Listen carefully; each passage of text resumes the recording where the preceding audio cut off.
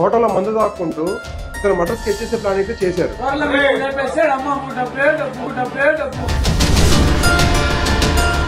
అధికార పార్టీ ఎమ్మెల్యేకి murder sketch చేస్తారా?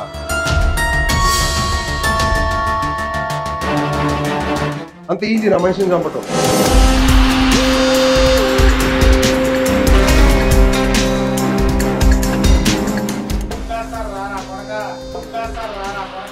మిమ్మల్ని మాత్రం చెక్ చేస్తారు, నో ప్రాబ్లం, అయిపోయింది మీ కథ.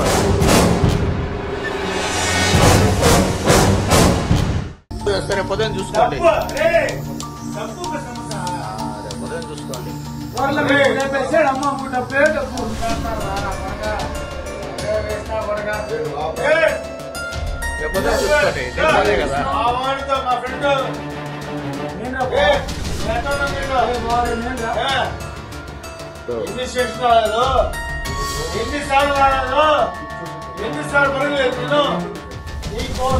Welcome to Shashi media. నేను రఫీ. ఈరోజు ప్రధానంగా చూసుకుంటే కోటంరెడ్డిని లేపేస్తే డబ్బే డబ్బు. ఈయన TDP rural MLA Kotamreddy Sridhar Reddy నెల్లూరులో. ఇతను చంపేస్తే డబ్బే డబ్బు అని చెప్పేసి రౌడీ షీటర్లు ముగ్గురు ఒక హోటల్లో మందు దాక్కుంటూ ఇతను మర్డర్ స్కెచ్ చేసే ప్లాన్ అయితే చేశారు. ఆ వీడియో సోషల్ మీడియాలో వైరల్ అయింది. దాని మీద పోలీసులు అయితే యాక్షన్ తీసుకున్నారు. ఒకసారి ఆ వీడియో చూసే ప్రయత్నం చేద్దాం. ఈయన ఎవరైతే శ్రీధర్ రెడ్డి ఉన్నాడో ఈయన ఎక్కడున్న కాంట్రవర్సీ, ప్రజల సమస్య మీద అయితే పోరాడే మనిషి అవుతాను.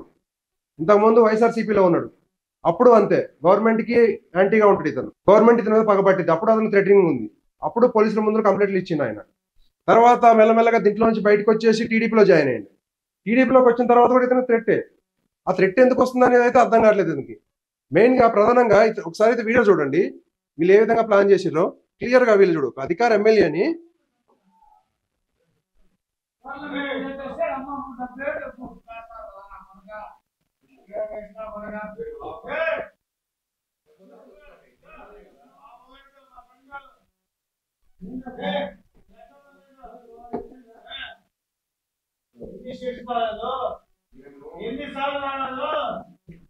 వీళ్ళందరూ రౌడీ షీటర్లు, డబ్బే డబ్బు అంట. మరి ఎన్ని కోట్లు ప్లాన్ చేశారో ఏందో ఇలా కథ.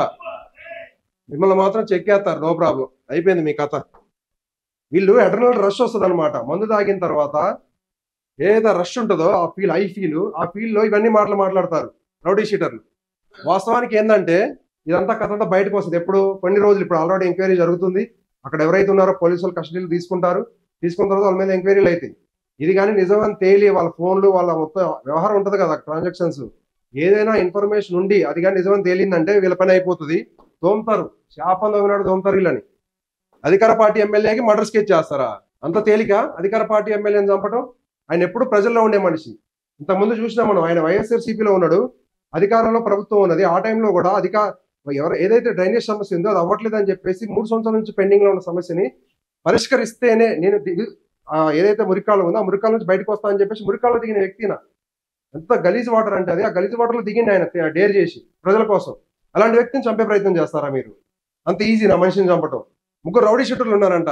వీడు మాట్లాడుతుండు ఎదవా. రౌడీ షీటర్లు జగదీష్, మహేష్, రూరల్ ఎమ్మెల్యేని చంపేస్తే డబ్బే అన్న రౌడీ షీటర్ వినీత్ అంట. వీళ్ళ ముగ్గురిని మాత్రం మామూలుగా వదిలిపెట్టరు. చెప్పారు చూడండి, నాకు ప్రాణహాని ఉందని పోలీసులకు ముందే తెలుసు. పోలీసులు ఎందుకు పట్టించుకోవట్లేదు? పోలీసులకు ముందే తెలుసు కదా ఇతనికి 1+1 గన్మెన్ ఇస్తారు నేను ఎమ్మెల్యే.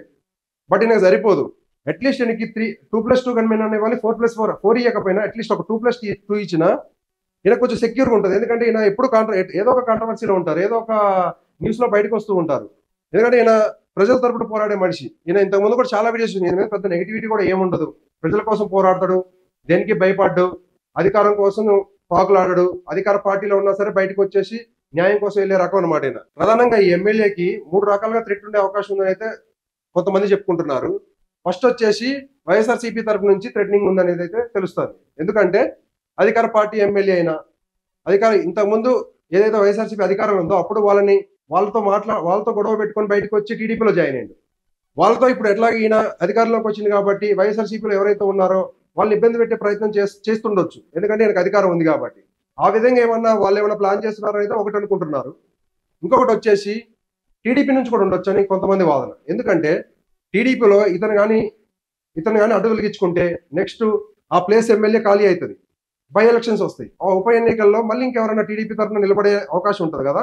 వాళ్ళు ఏమైనా ప్లాన్ చేయొచ్చు, వాళ్ళు ఏమైనా ఈ డబ్బులు ఈ వ్యవహారం అంతా నడిపించచ్చు, ఈ మర్డర్ స్కెచ్ చేయొచ్చు అనేది ఇంకొంతమంది వాదన. ఇంకొక వాదన ఏంటంటే ఇతను రియల్ ఎస్టేట్ చేస్తాడు. ఇతను వృత్తి ఏంటంటే రియల్ ఎస్టేట్ చేస్తాడు. ఏమన్నా అట్లా ట్రాన్సాక్షన్ సంబంధించింది, ఈ ల్యాండ్స్ సంబంధించింది ఏమన్నా అలాంటి ప్రత్యర్థులు ఉంటారు కదా బిజినెస్ లో, ఆ ప్రత్యర్థులు ఏమైనా ప్లాన్ చేస్తున్నారు అనేది కూడా మూడో విషయం. ఈ 3 రకాల థ్రెట్లు అయితే ఉన్నాయి. ఏదైనా మొత్తానికి అయితే పోలీసులు అయితే కేసు ఫైల్ చేసుకున్నారు. ఏదైతే వైరల్ అయిపోయిందో వీడియో, దానికి సంబంధించిన రౌడీ షీటర్లు అందరినీ ఫైండ్ అవుట్ చేస్తారు. ఇప్పుడు తీసుకుంటారు, కస్టడీలోకి తీసుకొని విచారణ చేస్తారు. చేసిన తర్వాత వాళ్ళ కథ ఏందో బయటకు వస్తుంది. ఆ కథ కానీ నిజమని తేలితే కథ వేరుంటది. ఇంకా ఆ రౌడీ షీటర్లకి ఇదే లాస్ట్ డే అవుతుంది. అంటే ఏముంది, అధికార పార్టీ ఎమ్మెల్యే పేరున్న ఆయన చంపడం కోసం ఒక రూమ్ లో కూర్చొని, నార్మల్ పీపుల్ అయితే ఏదో సరదాగా అంటున్నారు అనుకోవచ్చు, అది అడ్రినల్ రష్ లో. బట్ వాళ్ళంతా రౌడీ షీటర్లు. ఆ రౌడీ షీటర్లు అందరూ ఒక దగ్గర గ్యాదర్ అయ్యి తాగుకుంటూ డబ్బు కోసం ఏమైనా చేయొచ్చు, ఆ ఎమ్మెల్యేని లేపేస్తే అయిపోతుంది కదా, ఇలాంటి వాదన, ఇలాంటి చర్చ నడిచిందంటే అంతకు ముందు కూడా ఏదో ఒకటి అయి ఉండొచ్చు కదా. అంటే అంతకు ముందు కూడా వీళ్ళ మధ్య ఏదో ఈ సంభాషణ లేనిదే ఇప్పుడు ఈ సంభాషణ రాదు. అంతకుముందు ఏదో ఉంది వ్యవహారం, అంతకుముందు ఏదో నడుస్తుంది, అతను చంపడానికి ఏదో ప్లానింగ్ ఉంది ఇంతకుముందు. ఆ ప్లానింగ్ ప్రకారమే వీళ్ళకి ఆ డిస్కషన్ వచ్చి ఉంటది. లేదంటే అంత పెద్ద స్థాయిలో ఉన్న అధికార పార్టీలో ఉన్న ఎమ్మెల్యేని చంపడానికి ఎందుకు ప్రయత్నిస్తారు? ఇదైతే పోలీసులు అయితే సీరియస్ గా తీసుకున్నారు. నెక్స్ట్ ఎలాంటి విచారణ చేస్తారు, అసలు నిజమా అబద్ధమా, నార్మల్ గా అన్నారా లేదా సీరియస్ గా అన్నారా అనేది తెలుసుకునే ప్రయత్నాలు అయితే ఉన్నారు పోలీసు వాళ్ళు. నెక్స్ట్ ఏదైతే అప్డేట్ ఉందో అది మీకు ఇచ్చే ప్రయత్నం చేస్తారు. Thank you.